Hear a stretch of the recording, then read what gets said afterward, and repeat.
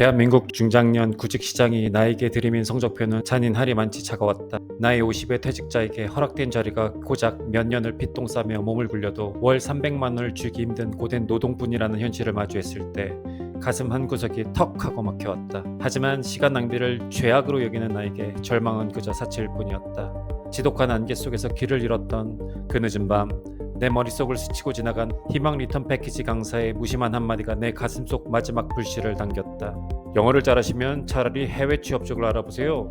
한국 땅 안에서는 무력한 50세 퇴직자일지언정 내가 지난 20년 넘게 청춘을 바쳐 가장 잘해왔고 가장 자신 있는 무기는 오직 하나, 바로 영어였다. 시선을 저 넓은 세계로 돌린다면 판도가 바뀔지도 모른다는 오기가 생겼다. 그 길로 나는 세계 지도를 펼쳤다. 한국인들에게 비교적 익숙한 필리핀, 베트남 같은 동남아 지역에서 시작해서 내 조카가 치열하게 살아가고 있는 미국, 그리고 머나먼 유럽 대륙 이르기까지 전 세계 구인 공고를 샅샅이 뒤지기 시작했다. 바로 여기에서 내 가장 강력한 파트너인 제미나이의 엄청난 도움을 받았다. 제미나이는 내가 관심 있어하는 각국의 구인 정보를 무서운 속도로 알려주었고, 내가 질문의 깊이를 깊게 가져가면 갈수록 답변은 더 정교해졌다. 일반적인 한국인 구직자들은 도저히 접근조차 할 수 없는 현지인들만 아는 국가별 전문 구인 플랫폼들을 숨쉬듯 소개해 주었고, 어떤 직무가 나랑 적합할지 너무나 친절하고 자세하게 설명해 주었다. 인간 상담원이라면 진작에 지쳐 짜증을 냈을 법한 밤샘 상담이었지만 제미나이는 좀처럼 지루해하지 않고 늘 친절했으며 수천 가지 아이 같은 질문들을 진심으로 설명해 주었다. 우선 제미나이의 전폭적인 피드백을 받아 글로벌 스탠다드에 맞춘 그럴싸한 영문 이력서, 즉 CV를 완성했다. 허투루 낭비할 시간이 없었기에 녀석이 추천해준 해외 기업 2군데에 곧바로 이력서를 밀어넣었다. 정확히 하루가 지났을 때 메일함에 알림이 떴다. 결과는 서류 탈락이었다. 물론 탈락이지만 슬프지 않았다. 이력서를 넣어도 읽었는지 안 읽었는지 대꾸조차 하지 않는 한국의 수많은 회사들에 비하면 적어도 정중한 거절 의사를 밝히는 그들의 매너에 되려 묘한 해방감을 얻었다. 그래, 전 세계를 무대로 부딪히면 뭔가 되든 되겠구나.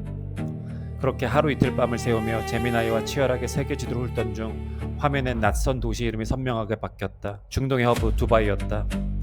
두바이 한 중견 기업에서 한국인 인재를 긴급하게 채용하는 공고였다. 망설임 없이 CV를 전송했다. 그런데 기적이 일어났다.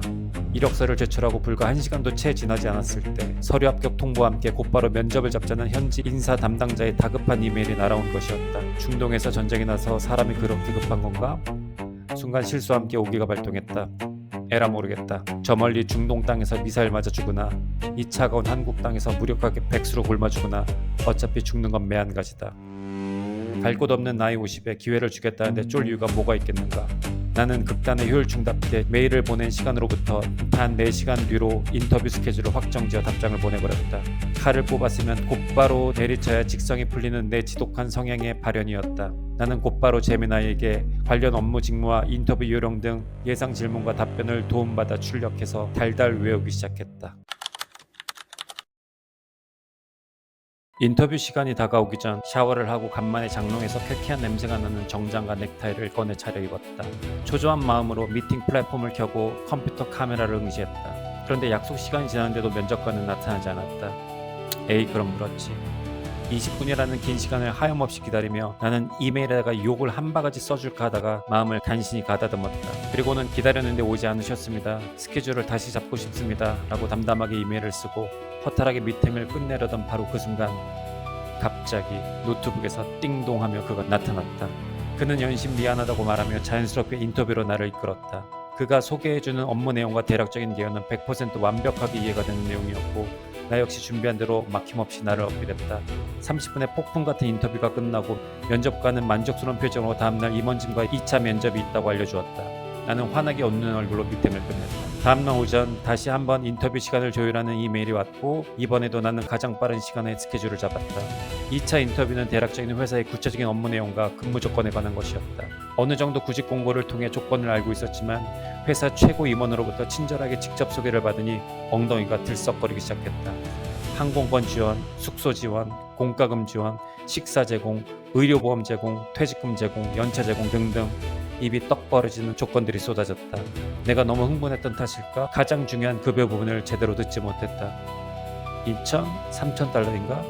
근데 두바이는 달러 안 쓰지 않나? 당연히 다시 물어봐도 될 상황이었지만 내 안에 쓸데없는 자존심이 고개를 들었다. 내가 영어를 못 알아듣는 모습을 단 1도 보여주기 싫었고, 특히 한국 문화 특유의 급여에 너무 집착하는 모습은 좋지 않을 것 같다라는 순간적인 착각에 빠져버렸다. 나는 다 알아들었다는 표정으로, 아주 만족스럽다는 표정으로 고개를 끄덕거렸다. 그렇게 꽤 오랜 시간에 임원진 면접 동안 꼭 일하고 싶다는 표정과 굳은 의지를 눈빛과 입술로 보여주며 인터뷰를 마쳤다. 그리고 다음날 드디어 이메일이 도착했다. 제목은 Job Offer. 이번에 나는 이메일을 바로 열지 않았다. 심장이 터질 것 같아 애꿎은 담배만 연달아 3개를 피워 물었다. 자욱한 담배 연기 속에서 손가락 하나에 온 정성과 애정을 담아 조심스럽게 마우스를 클릭했다. 서류 안에는 어제 임원이 말한 파격적인 복지 내용이 상세하게 문서화되어 정리되어 있었다. 그리고 눈을 씻고 찾아낸 가장 궁금했던 월급란. 그곳엔 선명하게 15,000 AED라고 적혀 있었다. 이게 도대체 얼마지? 나는 곧바로 네이버 창을 켜고 15,000 AED를 타이핑했다. 환율 계산기 엔터키를 치는 순간 내 눈을 의심했다. 600? 믿기질 않았다. 내가 보기엔 별로 하는 것도 없어 보였는데 그 많은 복지를 다 주면서 월급을 600이나 준다고? 게다가 두바이는 세금도 하나도 없이 이 금액 그대로 내 통장에 꽂힌다고 하던데 아무리 생각해도 상식적으로 믿을 수가 없었다. 환희의 순간도 잠시 머릿속에서 잔인한 생각 하나가 스치고 지나갔다. 아, 이거 사기일 수도 있겠다. 중동 취업 사기 덫에 내가 걸린 건 아닐까? 내 파트너 제미나이는 데이터를 분석하더니 사기가 아닐 가능성이 아주 높다고 나를 달랬지만 내 불안한 영혼은 AI의 활자보다 확신을 줄 진짜 사람이 필요했다. 그 순간 내 머릿속을 스치고 지나가는 벼랑 끝에 구원투수가 있었다. 나의 10년지기 친구이자 자칭 쿠웨이트 공주. 중동 사정을 누구보다 잘 알고 있는 아미나였다. 나는 떨리는 손으로 스마트폰을 들고 그녀의 번호를 눌렀다.